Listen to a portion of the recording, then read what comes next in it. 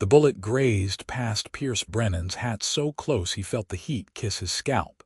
And in that moment, sprawled behind a water trough in Fort Davis, Texas, he realized the silver mine operation he'd been hired to guard was built on something far darker than honest labor.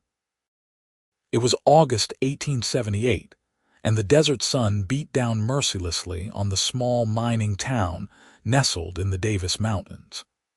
Pierce had arrived 3 weeks earlier, a drifter cowboy looking for steady work after a cattle drive went bad near El Paso. The mine owner, a portly Easterner named Silas Drummond, had offered good wages to protect his investment from bandits and claim jumpers. Pierce needed the money, simple as that. He'd been sleeping in a bedroll under the stars for too many months, and his boots had holes worn clean through the soles. The arrangement seemed straightforward enough. Ride the perimeter twice daily, check the fence lines, make sure nobody was sneaking onto the property to steal equipment or ore. Drummond had explained it all with a wide smile and a firm handshake, his suit somehow still pressed despite the suffocating heat. Pierce had nodded along, grateful for the opportunity, and hadn't asked too many questions. But 3 weeks of riding those dusty trails had planted seeds of doubt in his mind. The workers never seemed to leave. They slept in crude wooden barracks behind the main shaft entrance, ate their meals from a communal pot under armed supervision, and worked from dawn until well past dusk. When Pierce tried to make conversation with them during his rounds, they'd glance nervously at the guards and hurry back to their tasks. Most were Mexican, some were Chinese, a few looked like they might be former slaves from the South. All of them had the same hollow look in their eyes.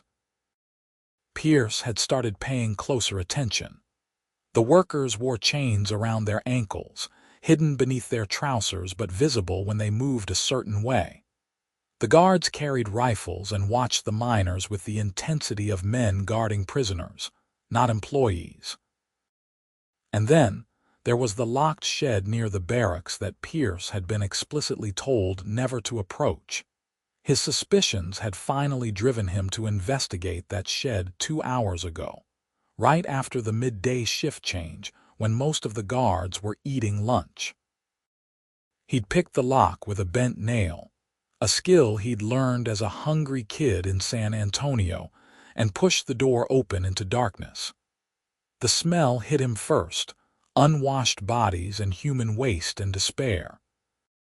As his eyes adjusted, he'd seen them, a dozen people chained to the walls, too weak or injured to work.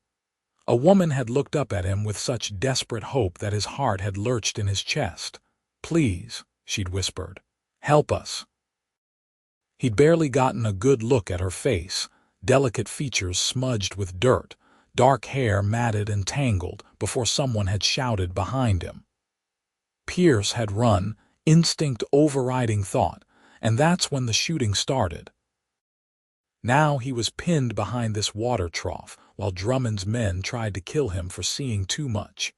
Pierce drew his revolver and fired twice toward the mine office, buying himself a moment to think. He couldn't fight 8 armed men alone, and he couldn't leave those people chained up like animals. The woman's face burned in his memory, her brown eyes pleading. He had to do something, but charging in with guns blazing would just get everyone killed. A voice called out from the office. "Brennan, you got no idea what you're mixed up in. Walk away now and we'll forget this happened." Pierce knew that was a lie. He'd seen too much. They'd hunt him down the moment he showed his back. His mind raced through options as sweat dripped into his eyes. The nearest town with a proper sheriff was Alpine, 30 miles east. He could make a run for his horse, try to outride them, bring back the law. But that would take the better part of a day, and who knew what Drummond would do to those prisoners in the meantime. Move them, kill them, disappear the evidence. Another shot rang out, splintering the wood of the trough near his head. Pierce rolled to his left, came up firing, and saw one of the guards duck back inside the office. 7 rounds left in his gun. Not nearly enough. Then he heard hoofbeats, fast and getting closer. Pierce risked a glance over the trough and saw a rider approaching at full gallop from the south. A woman on a paint mare, her long dark braid flying behind her. She was riding like someone fleeing the devil himself, and as she got closer, Pierce could see the terror on her face. She wore a simple brown dress, dusty from travel, and carried no visible weapons. The guards noticed her too. One of them stepped out of the office, raising his rifle toward the approaching rider. Pierce didn't think, just acted.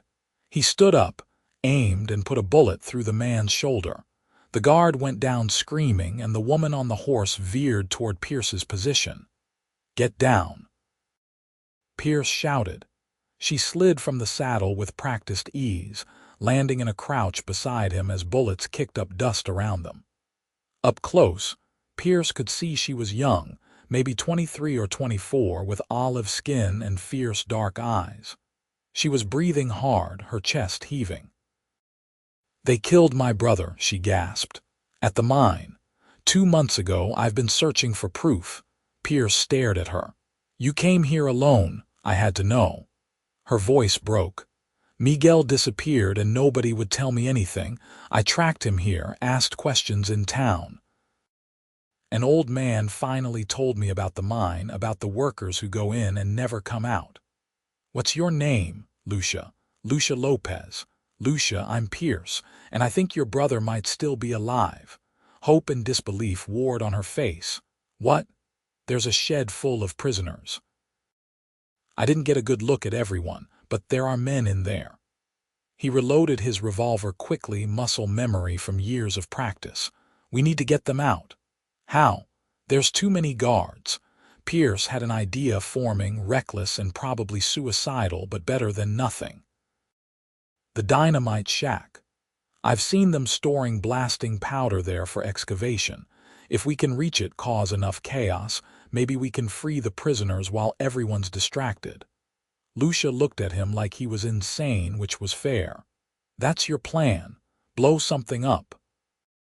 "You got a better one." She opened her mouth, closed it, then shook her head. "Where's this dynamite?" "Other side of the main shaft, about 50 yards, Pierce pointed. "We'd have to cross open ground." "The horse," Lucia said suddenly.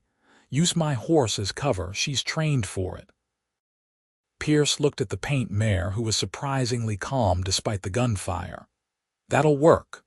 "On 3, Lucia nodded, her jaw set with determination. Pierce counted down, and they moved together, using the horse as a mobile shield. Bullets whined past them, but the mare held steady, and within seconds they'd reached the relative cover of the mine equipment, old carts and timber supports and rusting machinery. They ran bent low, weaving through the industrial debris toward the dynamite shack. Pierce's heart hammered against his ribs. Behind them, he could hear Drummond shouting orders, boots pounding on hard, packed earth. They had maybe 2 minutes before the guards reorganized and cut them off. The dynamite shack wasn't locked, which was either arrogant or stupid. Pierce yanked the door open and grabbed 2 sticks, handling them carefully despite the urgency. Lucia found a length of fuse and a box of matches. "How long?" she asked. 30 seconds should do it." Pierce set the charges against the main support post of the equipment shed, the one closest to the barracks. The explosion wouldn't hurt anyone if he placed it right, but it would definitely get everyone's attention. Lucia's hands shook as she struck the match. The fuse caught, hissing and sparking. They ran. The explosion was bigger than Pierce had anticipated, a thunderous boom that shook the ground and sent a plume of smoke and debris into the sky. Equipment scattered like children's toys, and someone was screaming. Pierce didn't look back. He and Lucia sprinted toward the locked shed where the prisoners were held. 2 guards stood by the door, but they were staring at the destruction, momentarily frozen. Pierce hit the first one with the butt of his revolver, dropping him instantly. The second guard started to raise his rifle, but Lucia kicked him hard in the knee. He went down, and Pierce finished him with another blow to the head. "Keys," Lucia said urgently, patting down the unconscious guards. She found a ring of iron keys on the second man's belt. Pierce kicked open the shed door. The stench rolled over them again, but he pushed through it, his eyes adjusting to the dimness. There they were, chained to the walls, faces turning toward the sudden light with expressions of confused hope. "We're getting you out," Pierce announced. "Lucia, start unlocking them." She moved quickly, trying keys until she found the ones that fit the shackles. The prisoners began to stir, murmuring to each other in Spanish and English and languages Pierce didn't recognize. He counted 13 people total in various states of exhaustion and injury. Most could walk, but 2 would need help. "Lucia," an older man said, his voice cracking. "Lucia Lopez." "Yes, I'm Lucia. Do you know my brother, Miguel Lopez?" The man pointed to a figure in the corner, a young man with Lucia's same dark hair and eyes, thin and weak but unmistakably alive. Lucia let out a sob and rushed to him, working frantically at his chains. "Miguel, oh God, Miguel." "Lucia, how are you here?" Miguel's voice was barely a whisper. "You need to run. Drummond will kill you. I'm not leaving you again." Pierce kept watch at the door. The explosion had drawn most of the guards away, but it wouldn't take long for them to realize it was a diversion. "We need to move now. Can everyone walk?" One of the prisoners, a Chinese man with a badly infected leg, shook his head. Pierce moved to support him, slinging the man's arm over his shoulders. "Lucia, help your brother. Everyone else, stay close and stay quiet." They stumbled out of the shed into chaos. The equipment storage was still burning, black smoke billowing into the clear sky. Pierce led them away from the main compound, toward the rougher terrain where the mine equipment couldn't follow easily. It was a gamble, but their only chance was to reach the rocks and gullies where horses and rifles would be less effective. Behind them, someone shouted. Pierce glanced back and saw Drummond himself, his face purple with rage, pointing in their direction. 3 guards started running toward them. "Faster," Pierce urged, though he knew most of these people were already moving at their limit. They reached the rocks just as the first guard got within rifle range. Pierce set down the injured man he was supporting, drew his revolver and fired. The guard dove for cover. Pierce fired twice more, keeping the men pinned while the freed prisoners scrambled into the rocks. Lucia appeared beside him, Miguel leaning heavily against her. "What now?" "We need to reach higher ground. There's an old prospector trail that winds up into the mountains. If we can make it there, we'll have a chance. They'll hunt us, I know." But they had to try. Pierce fired his last 2 rounds, then turned and followed the group into the rocks. The terrain was brutal, sharp stones and steep inclines, but it also provided cover and defensible positions. He'd spent enough time in these mountains to know the paths, to remember the hidden springs and natural caves. They had a slim advantage, and he intended to use it. For the next hour they climbed. The prisoners were struggling, their bodies weakened by captivity and forced labor, but fear drove them forward. Pierce stayed at the rear, watching for pursuit. Miguel and Lucia moved together, her arm around her brother's waist, whispering to him in Spanish. Pierce caught fragments, reassurances and questions and tears. When they finally reached a defensible position, a natural bowl in the rocks with only 2 approaches, Pierce called a halt. The sun was starting to sink toward the western horizon, painting the desert in shades of orange and red. Everyone collapsed where they stood, gasping for breath. Pierce did a quick head count. All 13 prisoners accounted for, plus Lucia and himself. 15 people against Drummond and however many men he had. Not good odds. Lucia came over to him, her face smudged with dirt and sweat. My brother says there are 20 workers total in the main barracks. If we could free them too. That's suicide. We barely made it out with this group. They're people, Pierce. Human beings who deserve freedom. I know that. Pierce ran a hand through his hair, frustration and exhaustion warring inside him. But I can't save everyone. I'm just one man. Then what do we do? Hide in these rocks until Drummond gets tired of looking. He'll never stop. He's got too much invested in that mine. Pierce knew she was right. Drummond wasn't just going to let them walk away. This ended one of two ways, Drummond in jail or all of them dead. And getting Drummond arrested meant getting evidence and testimony to someone with actual authority. How far to Alpine? Lucia asked, reading his thoughts. 30 miles, give or take, half a day's hard ride. Then someone needs to go. Get the sheriff, bring him back. I'm not leaving you here. The words came out more intense than Pierce intended, and Lucia looked at him with surprise. He wasn't sure where that protective instinct had come from.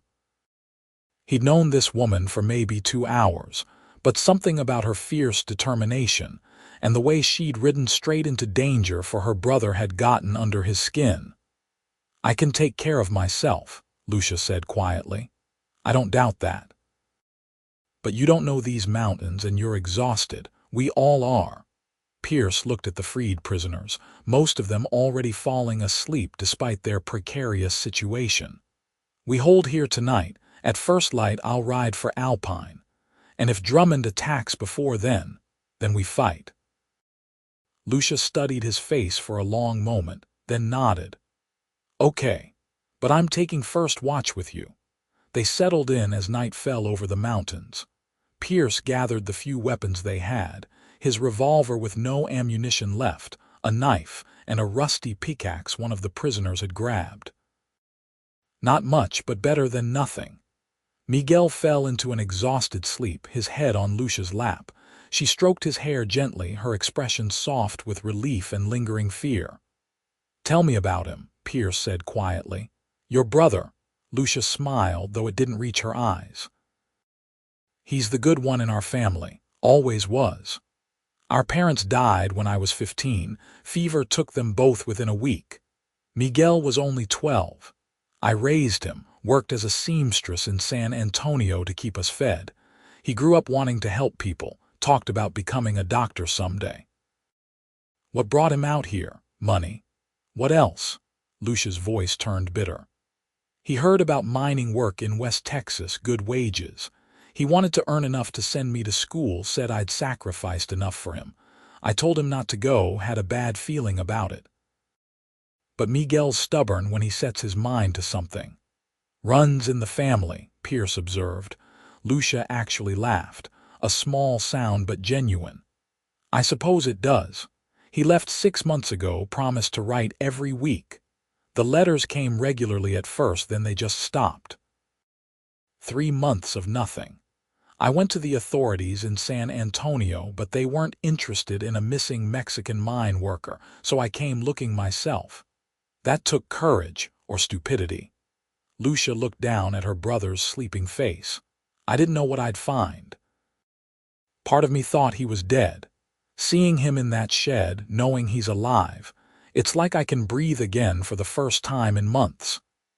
Pierce understood that feeling, the weight of responsibility for someone you loved, the terror of potentially losing them. He'd had a younger sister once, back before the war, before everything went to hell. She died of cholera when he was 17, and he'd never quite forgiven himself for being unable to save her. You did good, he said. Finding him, getting him out, that took more than courage. Lucia met his eyes and something passed between them, an understanding, a recognition of shared pain and determination. In the moonlight, Pierce could see her properly for the first time, not just a desperate woman on a horse or a fellow fugitive, but a person. She was beautiful in a way that had nothing to do with her features and everything to do with the strength in her gaze, the set of her jaw, the obvious love she had for her brother. "What about you?" Lucia asked. "What's your story, Pierce Brennan?" "Not much to tell. I'm just a cowboy who took the wrong job." "You're more than that. You could have run when you discovered the truth. Instead, you stayed and fought." Pierce shrugged, uncomfortable with the praise. "Couldn't leave them there, wouldn't be right." "Most men would have. Then most men are cowards." They fell into comfortable silence, watching the stars wheel overhead. The desert night was cold, a sharp contrast to the daytime heat, and Pierce wished he had blankets to offer the sleeping prisoners. They'd make do. Survivors always did, but it burned him to see people suffer like this. Around midnight, Lucia asked, "Do you think we'll make it out of this?" Pierce wanted to lie, to offer easy reassurance, but he respected her too much for that. "I don't know, but I'll die trying to get you and your brother to safety." "Don't die," Lucia said firmly. "We've had enough death." "Then I'll do my best to stay alive." "Good." She smiled at him, and Pierce felt his heart do something strange in his chest, a flutter he hadn't experienced in years. Dawn came gray and cold. Pierce woke to find Lucia still keeping watch, her eyes red-rimmed with exhaustion. He gently took over, insisting she rest for a few hours. She was too tired to argue, curling up next to Miguel with her arm draped protectively over him. Pierce surveyed their position as light spread across the desert below. From up here, he could see the mine complex, tiny and distant, smoke still rising from yesterday's explosion. There was movement down there, people organizing, horses being saddled. Drummond was preparing to come after them. The freed prisoners began to wake, groaning and stiff. Pierce helped distribute what little water they had, knowing it wouldn't be enough. They needed to move soon, but half these people could barely walk. Getting them all to Alpine was impossible. An older woman approached him, one of the prisoners who'd been locked in the shed. She looked Mexican, perhaps 60 years old, with gray hair and knowing eyes. "You are thinking," she said in accented English, "how to save us all." "Working on it," Pierce admitted. "There is a village. 2 hours walk to the southwest, San Esteban. Small, but they have good people. They will help if you ask. You know this place. I was taken from near there. 6 months ago, I was traveling to see my daughter when Drummond's men found me on the road." Her face hardened. "They take anyone they can, anyone who won't be missed, make us work until we die." Pierce felt rage build in his chest again. "I'm going to make sure Drummond pays for this. First we must survive. Take everyone to San Esteban, then ride for your sheriff." It made sense. Pierce couldn't protect this group and ride to Alpine. But he could get them somewhere safe first, somewhere with food and water and people who might help. He woke Lucia and explained the plan. She listened, then nodded. "I'll lead them to San Esteban. You ride for Alpine. Lucia, you haven't slept. Neither have you." She stood, brushing dust from her dress. "Besides, they'll trust me more than they'd trust you. No offense. None taken." Pierce knew she was right. He was an Anglo-cowboy, and most of the prisoners were Mexican or Chinese. They had no reason to trust him beyond his actions yesterday. "There is one problem," Lucia said. "We don't have a horse for you. Mine bolted during the explosion." Pierce cursed under his breath. He'd need to steal a horse from the mine, which meant going back down there. "I'll figure it out." "No, you won't. You'll get yourself killed trying to play hero." Lucia grabbed his arm. "There has to be another way." Miguel, who'd been listening, spoke up weakly. "The line shack, 3 miles north of here. Drummond keeps spare horses there for the patrol guards, usually only 1 or 2 men watching it." "You sure?" Pierce asked. "I used to help with the horses before I got too weak to work." Miguel coughed, a wet rattling sound. "I know where it is." "Can you draw me a map?" Miguel nodded, and Lucia found a flat rock and a piece of charcoal from their small fire. Miguel sketched quickly, marking landmarks and the location of the line shack. It was risky, but less risky than charging back into the mine complex. Pierce studied the crude map, committing it to memory. "Okay, I'll get the horse, ride to Alpine, and be back with the sheriff by tomorrow evening. You get everyone to San Esteban and stay there." "Be careful," Lucia said, and there was something in her voice that made Pierce look up.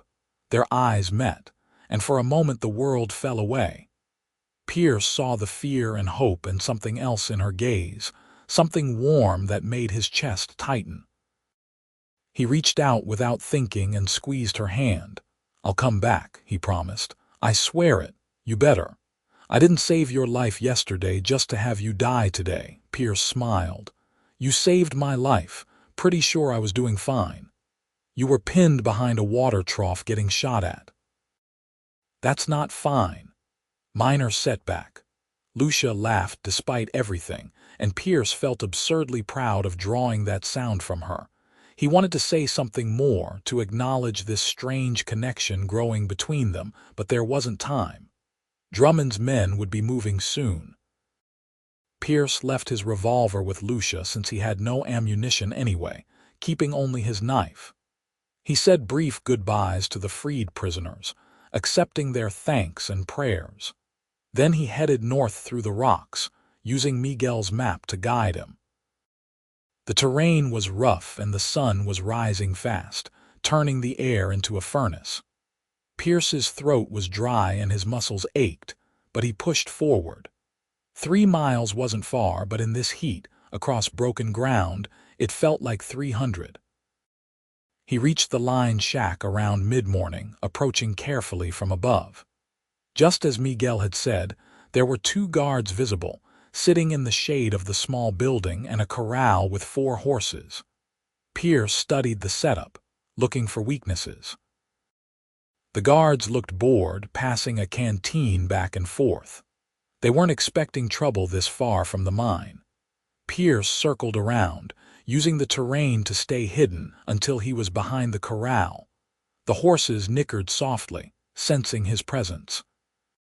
Pierce waited until both guards were looking away, then vaulted the corral fence. He moved quickly to a sturdy-looking bay, grabbed its mane, and swung up bareback. The horse snorted in surprise but didn't buck. Pierce kicked it into a gallop, heading for the corral gate.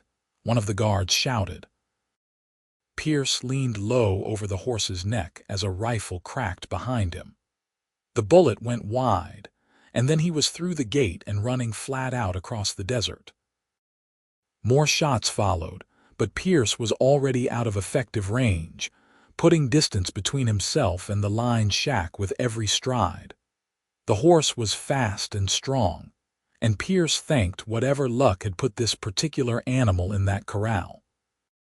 He headed east toward Alpine, knowing he had maybe 6 hours of hard riding ahead. The sun beat down mercilessly, and he had no water, but there was nothing for it. People were counting on him. He rode through the afternoon, stopping only once to let the horse drink from a small creek. His lips were cracked, his head pounding, but he kept going. As the sun started to sink, he saw Alpine in the distance, a small town clustered around a crossroads. Pierce rode straight to the sheriff's office, sliding off the exhausted horse and stumbling through the door. A man looked up from behind a desk, middle-aged with a star on his chest, eyes widening at Pierce's appearance. "Help," Pierce gasped. "Fort Davis mine, forced labor, prisoners." The sheriff was on his feet immediately. "Slow down, son, tell me what happened." Pierce forced himself to breathe, to organize his thoughts. Then he told the story from the beginning, watching the sheriff's face grow darker with each revelation. When Pierce finished, the man was pacing angrily. "Silas Drummond," the sheriff spat. "I always knew that Snake was crooked, but I never had proof. You're telling me he's holding people as slaves?" "Saw it with my own eyes. More than a dozen locked in a shed, Another 20 working the mine in chains. He's been taking people, Sheriff. Anyone who won't be missed. Jesus Christ. The sheriff grabbed his hat. I'll round up a posse. We ride within the hour. There's more, Pierce said. I freed 13 prisoners yesterday. They should be in a village called San Esteban by now. There's a woman with them, Lucia Lopez. Her brother was one of the prisoners. Something flickered across the sheriff's face. Lopez, any relation to Mateo Lopez, used to run cattle near San Antonio, could be. Why? Mateo was a friend of mine, died about 10 years back. Fever, I heard, left behind 2 kids. The sheriff shook his head. Small world. Don't worry, we'll make sure the girl and her brother are safe. Relief washed through Pierce. He'd kept his promise. Help was coming. I'm riding back with you. You look half dead yourself. I'm going. The sheriff studied him, then nodded. Get yourself some water and a fresh horse. We leave in 30 minutes. Pierce did as instructed, gulping water and splashing his face, accepting a rifle and ammunition from the sheriff's deputy. By the time the posse assembled, 8 men strong, he was feeling almost human again. They rode out as the sun touched the horizon, heading west toward Fort Davis at a steady pace. They traveled through the night, stopping only to rest the horses. Pierce's thoughts kept returning to Lucia, wondering if she'd made it to San Esteban safely, if Miguel was all right, if Drummond had sent men after them. He should have stayed with her, should have protected her instead of riding for help. The thought of her in danger made his stomach clench with worry. You care about this Lopez woman? The sheriff asked, riding beside Pierce in the darkness. Pierce considered denying it, then shrugged. Barely know her. But she's brave, Sheriff. Rode straight into hell to find her brother. She deserves better than to die because I couldn't move fast enough. We'll get there in time. I've got a feeling. They reached San Esteban around dawn, a small village of maybe 20 buildings clustered near a spring. Pierce spotted Lucia immediately, standing outside what looked like a church, and his heart nearly burst with relief. She saw him at the same moment, and her face lit up with joy. Pierce dismounted while his horse was still moving, closing the distance between them in long strides. Lucia ran to meet him, and then somehow she was in his arms, holding him tight, her face pressed against his chest. You came back, she whispered. Told you I would. Pierce breathed in the smell of her hair, dust and sweat, and something floral underneath. Are you okay? Is Miguel okay? We're fine. Everyone made it. The village people have been wonderful, giving us food and water and shelter. Lucia pulled back to look at him, her hands on his arms. You look terrible. Rode all night. Pierce couldn't stop looking at her, cataloging every detail, reassuring himself she was real and safe. Brought the sheriff and a posse. We're going to end this. The sheriff approached, removing his hat. Miss Lopez, I'm Sheriff John Carter. I knew your father long time ago. I'm sorry for what happened to you and your brother. Lucia wiped her eyes quickly. Thank you, Sheriff. Can you really stop Drummond? Going to do my best. But I'll need testimony from the prisoners, people willing to speak up in court. They'll testify, Lucia said firmly. All of them. Drummond needs to pay for what he's done. The sheriff spent the next hour talking to the freed prisoners, taking statements, documenting their stories. Pierce watched Lucia comfort her brother, who was looking stronger after a night's rest and proper food. The love between them was obvious, and it made Pierce ache for family he'd lost long ago. When the sheriff finished, he gathered the posse. We ride for the mine now. Drummond and his men are to be arrested for kidnapping, false imprisonment, and unlawful use of forced labor. Anyone who resists will be dealt with accordingly. I'm coming, Lucia announced. Miss, this could get dangerous. My brother nearly died in that mine. I'm coming. The sheriff looked at Pierce, who held up his hands. Don't look at me. I learned yesterday that she makes her own choices. Fine, but you stay behind us when we move in. Understood. Lucia nodded, and they rode out together, the posse plus Pierce and Lucia, heading for the mine complex. Pierce felt nerves twist in his gut. This could go bad in 100 different ways. Drummond wasn't the type to surrender peacefully, and his men were armed and dangerous. They approached the mine from the east, using the morning sun at their backs. Pierce could see activity below, workers moving in the yards, guards on patrol. The place looked almost normal, like a legitimate operation, if you didn't know what horrors happened behind closed doors. The sheriff raised his hand, halting the group. Pierce, you know the layout. What's our best approach? Pierce thought quickly. Main gate is too exposed. But there's a service road on the north side, leads to the equipment yard. We can get close before they spot us. Good. Let's move. They circled around, riding carefully through the rocks.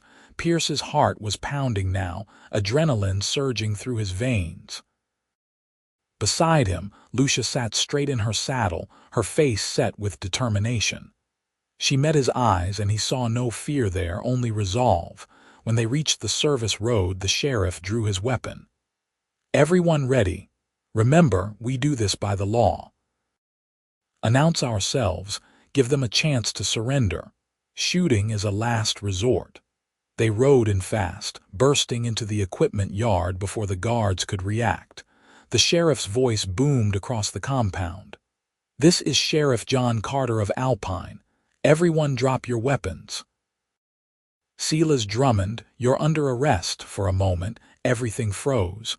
Then chaos erupted. Some of the workers dropped their tools and ran. Guards scrambled for weapons. Someone started shooting, bullets ricocheting off metal equipment. Pierce pulled Lucia off her horse, shielding her behind a wagon as the posse returned fire. Stay down, Pierce ordered. Not a chance. Lucia grabbed a fallen rifle, checking if it was loaded. I can shoot. There was no time to argue. The firefight was brief but intense. The posse's superior numbers and position quickly overwhelming Drummond's guards. Pierce saw men surrendering, throwing down their rifles, hands in the air. Within minutes, the shooting stopped. The sheriff and his deputies moved through the compound, rounding up Drummond's men and freeing the workers from the main barracks. Pierce saw their faces, disbelief and hope and relief washing over them as their chains were cut away. These were the people Miguel had mentioned, the 20 workers still trapped in forced labor. Where's Drummond? The sheriff called out. One of the captured guards spat blood. Ran. Soon as he saw you coming, he took his horse and ran toward Fort Davis. Damn it. The sheriff turned to his deputy. Take 4 men, go after him. I want Drummond in chains by sundown. Pierce and Lucia helped with the freed workers, offering water and reassurance. Many of them were in bad shape, undernourished and injured but alive. That was what mattered. They would heal, given time and care. A commotion near the mine office drew Pierce's attention. 2 deputies were dragging someone out, a woman in an expensive dress, screaming and cursing. Pierce recognized her as Drummond's wife, or the woman he'd assumed was Drummond's wife. She'd been in town a few times, always looking down her nose at everyone. Let me go. My husband will hear about this. We have important friends. Your husband is a slaver, madam, the sheriff said coldly, and you're going to jail as an accomplice. The woman's face went white, then red with rage, but the deputies hauled her away. Lucia touched Pierce's arm. It's really over. Yeah, it's over. Pierce looked at her, really looked at her, this incredible woman who'd ridden into his life during a gunfight and turned everything upside down. What will you do now? Go back to San Antonio? Something flickered in Lucia's eyes, an emotion Pierce couldn't quite read. I don't know. Miguel needs time to recover. And there are things we need to figure out, where to go, how to start over. She paused. What about you? I was thinking I might stick around Fort Davis for a while. Town's going to need someone to look after things while this all gets sorted out. Might be work for a cowboy. Might be. Lucia smiled, and Pierce's heart did that strange flutter again. I was also thinking Miguel and I could stay in the area. San Esteban was nice. People were kind. Maybe we could build something there, a new life. That would be good. Pierce wanted to say more, wanted to tell her that the thought of her leaving made his chest hurt, that he'd never met anyone like her, that he wanted to know everything about her. But the words stuck in his throat. Lucia seemed to understand anyway. She stepped closer, close enough that Pierce could feel the heat of her body, see the flecks of gold in her brown eyes. "Pierce Brennan, are you trying to tell me something? I'm not good with words." "Then show me." Pierce kissed her. It was tentative at first, gentle, asking permission. Then Lucia's hands came up to grip his shirt, pulling him closer, and the kiss deepened into something hungry and desperate and full of promise. Around them, people were celebrating liberation, but Pierce was aware only of Lucia, the taste of her lips, the way she fit perfectly against him. When they finally broke apart, both breathing hard, Lucia laughed. "Okay, that was clear enough." "I've known you less than 2 days," Pierce said. "This is crazy. Completely crazy." Lucia touched his face, her fingers tracing his jawline. "But I don't care. Life's too short, Pierce. We could have died yesterday. I could have never found Miguel. You could have ridden away when you first saw that shed. But we didn't. We fought and we won, and now we're here. I'm not going to waste time pretending I don't feel something for you. What do you feel?" Pierce had to know, had to hear her say it. "Like I've been waiting for you." Lucia's voice softened. "Like maybe all the bad things happened so I'd end up right here, right now with you." Pierce kissed her again, slower this time, savoring it. People were probably watching, probably talking, but he didn't care. Nothing mattered except this woman in his arms and the future suddenly spreading out before them, full of possibility. The sheriff's voice cut through the moment. "Hate to interrupt, but we've got prisoners to transport and workers to get medical attention. Pierce, I could use your help." Pierce reluctantly released Lucia. "Duty calls." "Go, I need to check on Miguel anyway." Lucia squeezed his hand. "We'll talk more later." The rest of the day passed in a blur of activity. The freed workers were loaded into wagons and transported to Fort Davis, where the local doctor and several volunteers from town provided care. The mine guards were locked in the town jail, packed in so tight they could barely move.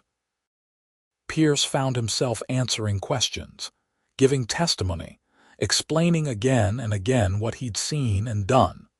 By late afternoon, word came that Drummond had been captured trying to board a train in Fort Davis.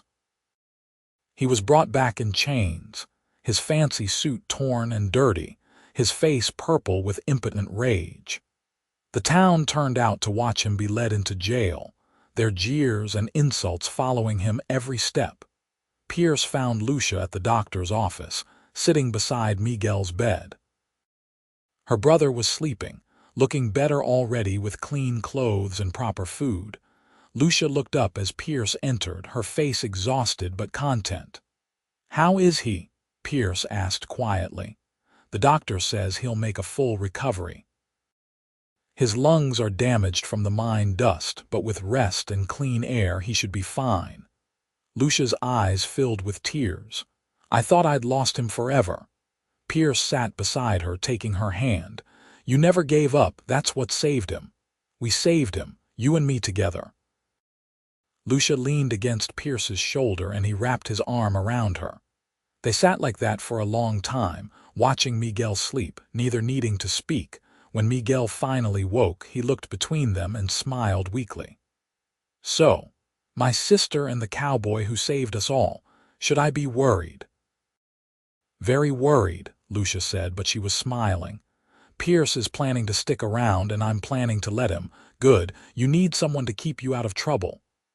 Miguel coughed, then managed a laugh. Thank you, Pierce, for everything. Thank your sister, she's the brave one.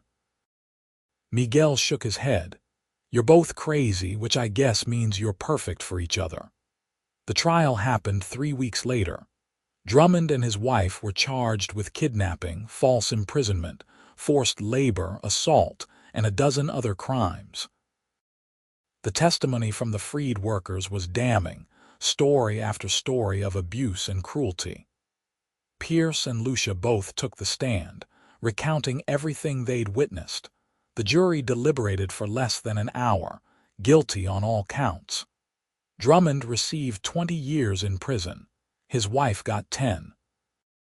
The mine was seized by the territorial government and shut down permanently, the land to be sold with proceeds going to compensate the victims. After the trial, Pierce and Lucia walked through Fort Davis together, the desert evening cooling around them. They'd spent every day of the past 3 weeks together, helping the freed workers get settled, finding them jobs and housing, making sure they had what they needed.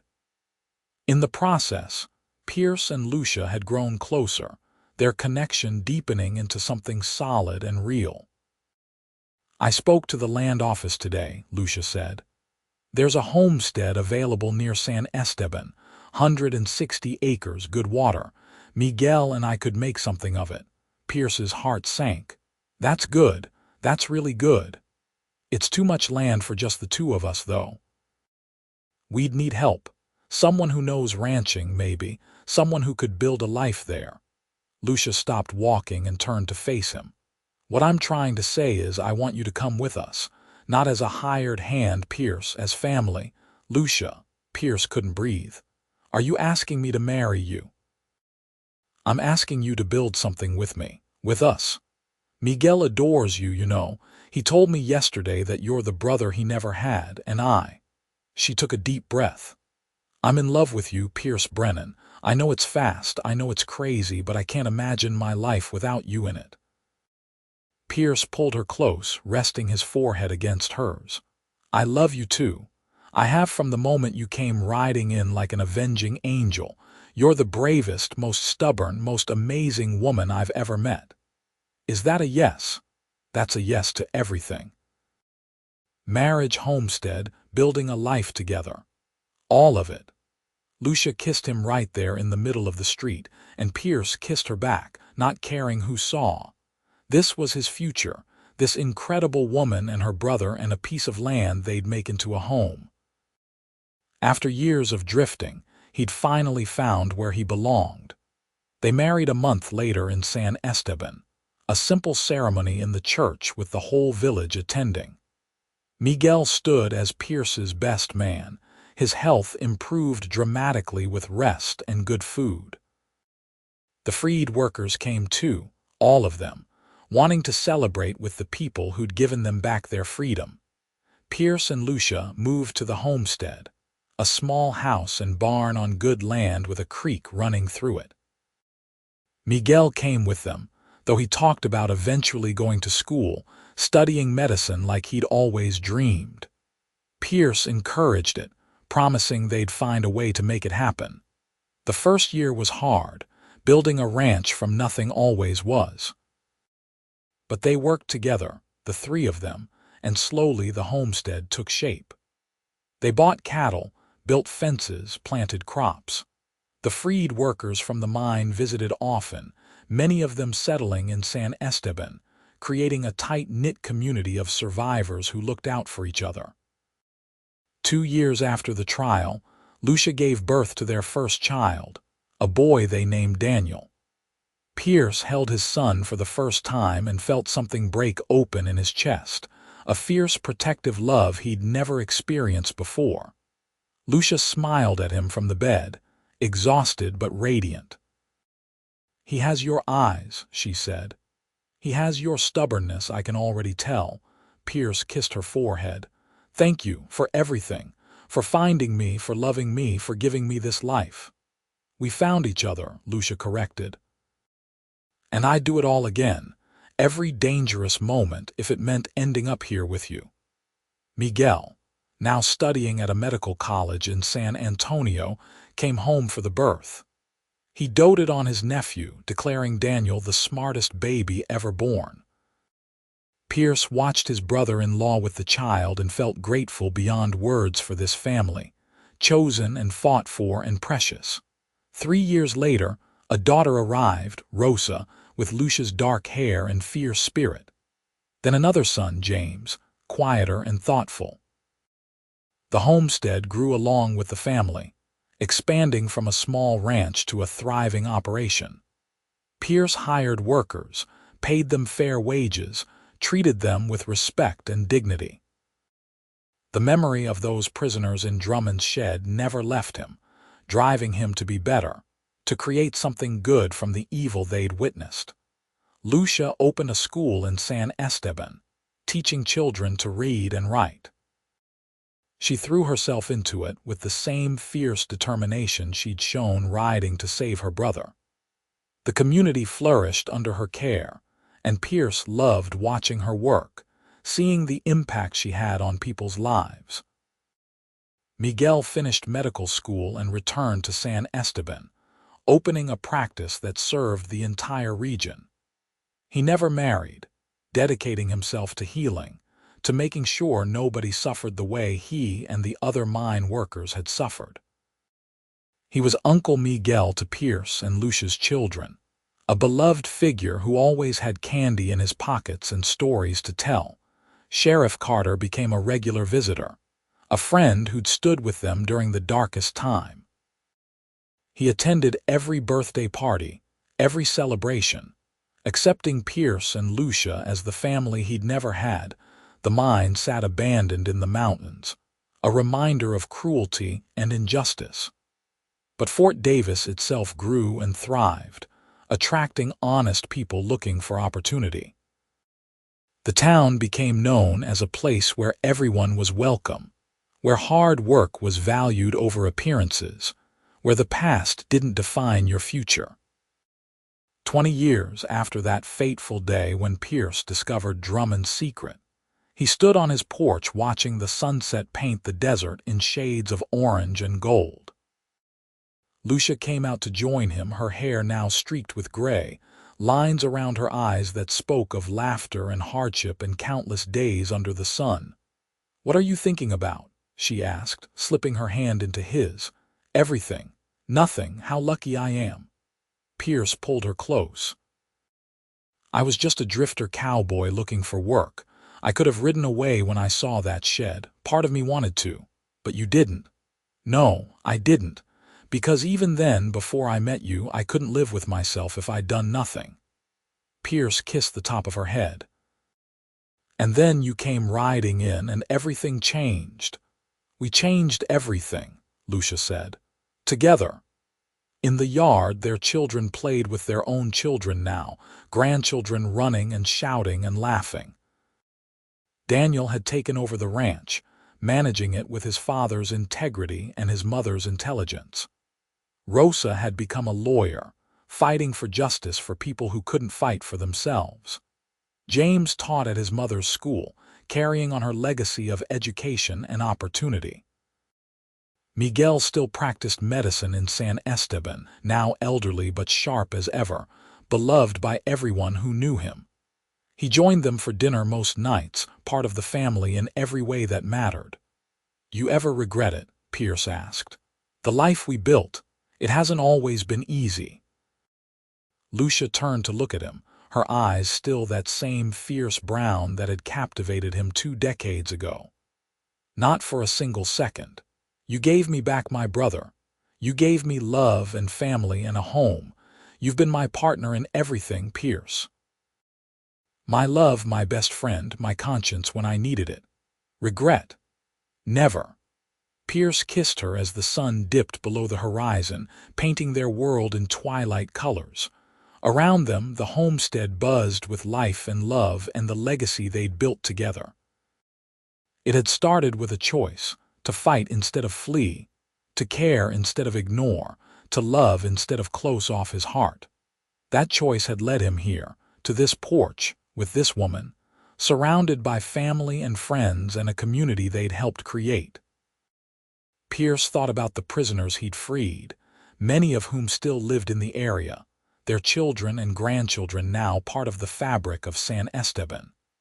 He thought about Drummond, dying in prison 5 years ago, unmourned and unremembered. Justice had prevailed, slowly but surely. "I love you," Pierce said. "Every day for 20 years and every day for the rest of my life." "I love you too, Cowboy," Lucia smiled. "Come on, dinner's ready, and you know Miguel gets cranky if we make him wait." They went inside together, hand in hand, to the noise and warmth of family dinner. Outside, stars began to appear in the darkening sky, constant and unchanging, watching over the Texas desert as another day ended and another began. The story that had started with gunfire and terror had become something beautiful, a testament to courage and love, and the power of people who refused to look away from injustice. Pierce Brennan had been just a cowboy looking for work. Lucia Lopez had been a desperate woman searching for her lost brother. Together, they'd become so much more, partners and lovers and builders of legacy. The mine was gone, Drummond was gone, but what they'd created together would endure, passed down through generations as a reminder that one person's choice to do the right thing could change everything. As Pierce settled at the dinner table, surrounded by the people he loved most in the world, he offered a silent prayer of gratitude for that moment 2 decades ago when he'd opened a shed door and seen people who needed help. That choice had cost him nothing and given him everything. It had brought him Lucia, had given him purpose, had made him into the man he'd always wanted to be. The children were telling stories now, grandchildren begging Uncle Miguel to recount the tale of how their grandparents met, how Pierce had saved everyone from the evil mine owner, how Lucia had ridden in like a hero. Miguel obliged, as he always did, embellishing the story with dramatic gestures that made the kids squeal with delight. Lucia caught Pierce's eye across the table, her expression soft with love and contentment. He smiled back, feeling that same flutter in his chest he'd felt the first time she'd looked at him 20 years ago. Some things never changed, and he was grateful for it. This was his life, his family, his home. This was everything that mattered. The evening stretched on with laughter and food and warmth, the simple joys of people who loved each other gathered together. Outside, the desert night grew cold, but inside the homestead, there was only light and life and the endless promise of tomorrow. Pierce Brennan, the cowboy who'd stumbled into heroism, had found his happy ending. And as he looked around at his family, his legacy, his love, he knew with absolute certainty that he would do it all again in a heartbeat, every difficult moment, every dangerous choice if it meant ending up right here, right now, exactly where he belonged.